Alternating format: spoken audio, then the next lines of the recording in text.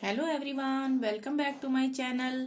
हिंदी में आज हम अनुस्वार यानी अंक की बिंदु और अनुनासिका यानी चंद्र बिंदु का प्रयोग कैसे करते हैं सीखेंगे। बहुत से बच्चों को अंक की बिंदु और चंद्र बिंदु का प्रयोग करने में मुश्किल आती है, तो आज इस वीडियो में मैं पूरी तरह से कोशिश करूंगी आपको समझाने की कि किस तरह से इनका प्रयोग किया जाता है। आइए शुरू करते हैं। अनुस्वार का उच्चारण सबसे पहले बता दूं, अनुस्वार का उच्चारण नाक से होता है और अनुनासिका का नाक और मुंह दोनों से ही उच्चारण होता है। तो आइए सबसे पहले हम अनुस्वार के बारे में समझेंगे। अनुस्वार यानी अंक की बिंदु। अनुस्वार का प्रयोग 3 प्रकार से होता है। पहला अपने ही स्वरूप में, दूसरा नासिक्य व्यंजन के स्थान पर, नासिक्य व्यंजन मतलब नाक से जिनका उच्चारण हो उन व्यंजन के स्थान पर, तीसरा है शिरोरेखा के ऊपर की मात्राओं पर। शिरोरेखा यानी ये जो शिरोरेखा ये होती है, ठीक है, किसी भी अक्षर या शब्द के ऊपर जो हम ये लगाते हैं इसको शिरोरेखा कहते हैं, ठीक है। तो आइए आगे समझने से पहले हम एक छोटा सा टेबल बना लेते हैं जिससे आपको समझने में आसानी होगी। यह है क वर्ग। क वर्ग में क्या क्या आता है? क, ख, ग, घ और 5वां अक्षर अंग। च वर्ग में च, छ, ज, झ 5वां अक्षर इया। ट वर्ग में ट, ठ, ड, ढ और अण 5वां अक्षर। त वर्ग में त, थ, द, ध और न 5वां अक्षर। प वर्ग में प, फ, ब, भ और म 5वां अक्षर। तो इन पांचों को हम, ये जो 5वें अक्षर हैं अंग, य, ण, न, म, इनको हम पंचमाक्षर भी कहते हैं, ठीक है। और इनको हम नासिक्य व्यंजन भी कहते हैं क्योंकि इनका उच्चारण नाक से हो रहा है, ठीक है। अब हम अनुस्वार के बारे में जानते हैं कि ये 3 प्रकार से कैसे प्रयोग में लाया जाता है। पहला है अनुस्वार का अनुस्वार के रूप में प्रयोग, जो मैंने ऊपर बताया था, अपने ही स्वरूप में, यानी अनुस्वार का अनुस्वार के रूप में प्रयोग। वो कैसे होगा? ये हमने क वर्ग, च वर्ग, ट वर्ग, त वर्ग और प वर्ग के सारे व्यंजन अक्षर लिख लिए थे, ठीक है। तो इनके बाद क्या बचता है? इनके बाद ये बचते हैं य, र, ल, व, श, मूर्धन्य श, स और ह, ठीक है। तो इनमें अनुस्वार का प्रयोग इनके अपने ही रूप में होगा। जैसे संयोग, यहाँ पे हम संयोग लिख रहे हैं तो अनुस्वार के बाद कौन सा वर्ण आ रहा है? ये वाला, ठीक है। तो इसको हम संयोग लिखेंगे। इसको हम तोड़ के नहीं लिख सकते हैं कि स आधा न और यो और ग, वो गलत हो जाएगा, ठीक है। ये इसी रूप में रहेंगे। संरचना, अनुस्वार के बाद क्या आ रहा है? र, ठीक है। अनुस्वार के बाद र आ रहा है ना, तो संरचना ये भी इसी रूप में लिखा जाएगा, इसको हम तोड़ के नहीं लिख सकते हैं। संवेदना, अनुस्वार के बाद व, इसी में से आ रहा है ना ये व, तो संवेदना ये भी हम ऐसे ही लिखेंगे। इसको भी हम नहीं लिख सकते हैं कि स आधा न वेदना, वो गलत हो जाएगा। संयम, संरक्षक, सब में यहीं के अक्षर आ रहे हैं ना। संवहन, संशोधन, श आ गया ना यहाँ पे भी अनुस्वार के बाद।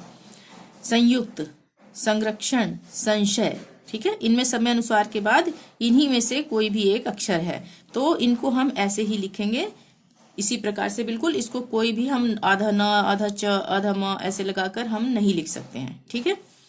अब है दूसरा, नासिक्य व्यंजन के स्थान पर। दूसरा था ना, नासिक्य व्यंजन के स्थान पर अनुस्वार का प्रयोग कैसे होगा।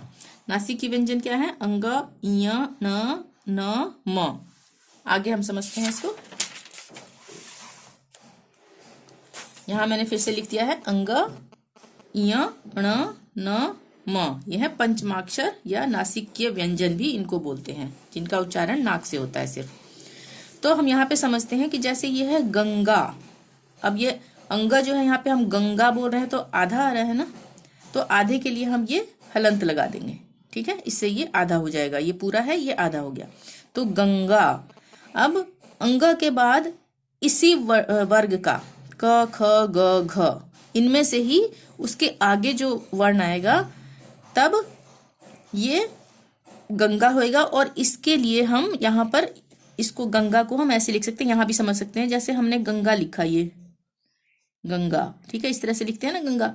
तो ग के बाद अंग अंग की जगह क्या आएगा, आधा अंग की जगह क्या आएगा, ये ग के ऊपर आएगी ये, यानी कि ग के बाद आ रही है ये आधा अंग, गंग गा। और इसी वर्ग का अक्षर है ये गा। ठीक है, तो यहाँ पे भी हम समझ सकते हैं कि गा किस में आता है, क ख ग घ अंग, अंग वाले में ही आ रहा है ना, क ख ग घ अंग। तो अंग के लिए ये अनुस्वार का प्रयोग होगा। ठीक है, उसी प्रकार शंख, शंख अंग के अंग आधा आ रहा है ना, अंग के बाद ख आ रहा है, ख किस वर्ग का है, क ख ग घ अंग इसी वर्ग का है। ठीक है, तो इसके बाद ये ख आ रहा है, तो ये शंख है। तो इसको हम कैसे लिखेंगे, इसका हम अनुस्वार का प्रयोग कैसे करेंगे, श, और श के बाद हम ये आधा अंगल के लिए ये लगा देंगे अनुस्वार, और इसी वर्ग का अक्षर आना चाहिए। जैसे ये ख आया है ना यहाँ पे, तो यही आएगा ख। ठीक है, तो क ख उसी वर्ग का, क ख ग घ अंग, ठीक है, उसी वर्ग का आएगा। तो ये हो गया शंख। अंक, अंक में भी अंग आधा आ रहा है। ठीक है, अंक हम बोल रहे हैं ना अंग, तो क भी उसी वर्ग का है, क ख ग घ अंग इसी वर्ग का आना चाहिए। ठीक है, तो यहाँ पे भी हम समझ लेते हैं। जैसे मान लिया हमने लिखा है ये अंक। ठीक है, अब हम इसको कैसे समझेंगे, अंक, अंक हमें ऐसे समझेंगे कि अ के बाद ये आधा न की जगह ले रहा है, कोई भी सॉरी आधा आधे अक्षर की जगह ले रहा है, ये अंग हो। ठीक है ना, अंग के लिए तो क किस वर्ग, आगे वाला मतलब अक्षर किस वर्ग का है, तो अंग के ही वर्ग का है ना, ये क वर्ग में ही अंग आ रहा है ना, तो अंक यानी कि अंग के लिए हम आधा अंग के लिए ये हम अनुस्वार लगा देंगे। ठीक है, और क हमें क से ही पता लग जाएगा कि ये सही है, क्योंकि ये उसी वर्ग का है। ठीक है, अंग के वर्ग का, तो यहाँ पे अंग आ सकता है ये जैसे आधा अंग, या इसको हम इस तरह से लिख सकते हैं। ठीक है, उसी प्रकार पंचम, प पंचम हम बोल रहे हैं ना, तो आधा यहाँ आ रहा है, च म पंचम। अब हम यहाँ से समझ लेते हैं इसको, हम अनुस्वार लगाएंगे यहाँ पे आधा यहाँ के लिए, तो इसके बाद इसी वर्ग का अक्षर आगे आएगा आधे इया के बाद। ठीक है, तो इया किस में है, च छ ज झ इया, च उसी वर्ग का हो गया ना, तो ये सही है। ठीक है, पंचम। उसी प्रकार चंचल, इसको कैसे लिखेंगे हम, अनुस्वार लगा के, च के बाद आधा इया और उसी वर्ग का च है ना, च ल। इसका मतलब हमें समझ में आ गया कि अनुस्वार तभी लगेगा जब उसी वर्ग का कोई अक्षर उसके बाद आएगा। ठीक है, घंटा। अब हम ट किस वर्ग में आता है, ट ठ ड ढ ण, ऐसे भी समझ सकते हैं हम, ट किस वर्ग में आ रहा है, ट ठ ड ढ ण, ण है ना, तो आधा ण यहाँ पे लगेगा। घंटा, तो अनुस्वार कैसे लगाएंगे हम, घ के बाद आधा ण और ट उसी वर्ग का है। ठीक है ना, तो टा, घंटा। अंडा, अ इस पे अनुस्वार लगेगा और ड भी उसी वर्ग का है, ट ठ ड ढ ण। ठीक है ना, तो अंडा। इससे भी हम ड से भी समझ सकते हैं कि जहां पे डा आया तो यहाँ पे क्या आएगा, न आएगा कि ण आएगा कि इया आएगा, उसी वर्ग का पंचम अक्षर आएगा।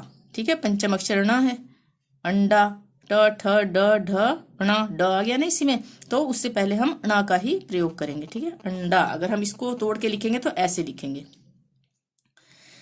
अब है न वर्ग में दंत, यहाँ पे आधा न आ रहा है, वो तो बोलने से ही हमें पता लग रहा है ना, दंत आधा न आ रहा है, तो त किस वर्ग का है, इसी वर्ग का है, त थ द ध न। ठीक है, न भी उसी में है, त भी उसी में है, तो इसको भी हम ऐसे लिखेंगे, दंत, ये अनुस्वार, और त से ही हम पता लगा लेंगे कि यहाँ पे ना आएगा कि इया आएगा, त थ द ध न, त है, न भी उसी में है, तो यहाँ पे आधा ना आएगा। ठीक है, उसी प्रकार अंत, अंत को भी हम ये ऐसे लिखेंगे, यहाँ पे आधा न की जगह यह अनुस्वार लग जाएगा, और अगला अक्षर त उसी वर्ग का होगा। चंपा, इसमें म आ रहा है, चंपा हम बोल रहे हैं उसी से पता लग रहा है चंपा, तो हम इसको चंपा। अब पा किस में है, पा भी इसी में है, प फ ब भ म, पहला ही अक्षर है। ठीक है, तो ये ऐसे लिखा जाएगा। उसी प्रकार रंभा, रंभा हम ऐसे लिखेंगे, रंभा, अनुस्वार र के बाद आधे अक्षर के लिए अनुस्वार हो गया। म के लिए तो भ किस में आ रहा है, इसी में आ रहा है, प फ ब भ म, ठीक है, यहां से भी हम पता लगा सकते हैं कि अगर भ यहाँ पे आया है तो यहाँ पे आधा म का ही प्रयोग होगा, पंचमाक्षर आधा म। ठीक है, आगे चलते हैं। अब है तीसरा अनुस्वार का तीसरा प्रयोग कैसे होगा।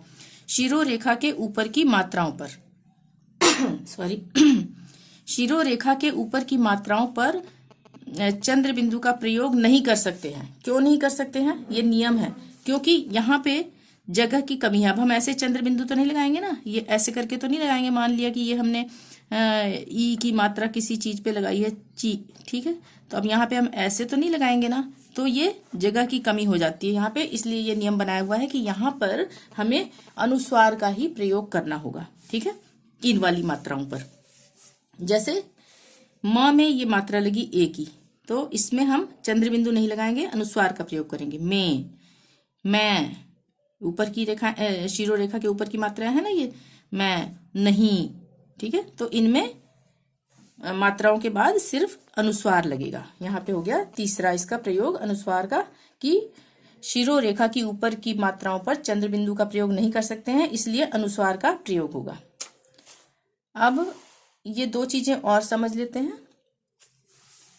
जहां पर दो पंचमाक्षर आएंगे वहां अनुस्वार नहीं लगेगा। पंचमाक्षर पता है ना, पांचवा अक्षर, ठीक है ना, पांचवा अक्षर जहां पे दो बारी आ जाएगा, जैसे सम्मति, यहाँ पे पंचमाक्षर म भी है आधा और पूरा म भी, चाहे वो आधा हो चाहे पूरा हो। ठीक है ना, अगर दो आ गए तो वहां पर हम अनुस्वार नहीं लगा सकते। इसको हम ऐसे नहीं लिख सकते हैं सम्मति, ये गलत हो जाएगा, ये गलत हो जाएगा। ठीक है, उसी प्रकार सम्मान, यहाँ पे भी पंचमाक्षर दो बार आ गया, प फ ब भ म आता है ना पंचमाक्षर, तो दो बार म आ रहा है। यहाँ पे भी हम इसको ऐसे ही लिखेंगे, इसको हम तोड़ के नहीं लिख सकते हैं, अनुस्वार नहीं लगा सकते हैं।